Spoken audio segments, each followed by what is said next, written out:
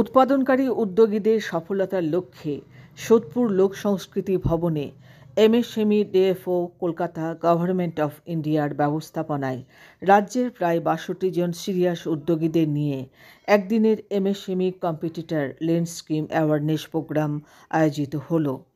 উপস্থিত ছিলেন উত্তর ২৪ পরগনা জেলার জিএমডিআইসি সুমিত চ্যাটার্জি মহাশয়, উত্তর ২৪ পরগনা জেলার LDM Sourav Kumar Poddar Indian Bank, Debanu Das Mahapatra লিনের এক্সপার্ট এবং trainer, National Chamber of Cottage and Small ইন্ডাস্ট্রিজের চেয়ারম্যান ডক্টর তাপস কুমার দে।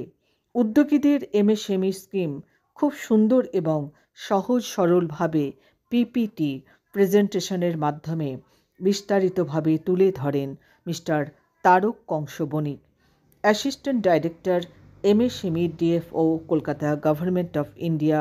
প্রশ্ন উত্তর পর্বের মাধ্যমে আজকের লিন ট্রেনিংয়ে উপস্থিত উদ্যোগীদের আরও সফলতা এবং সিস্টেমেটিকভাবে ব্যবসা করতে সহায়ক হবে। সংবাদ পাঠে ডক্টর তৃপ্তি কুণ্ডু রায়।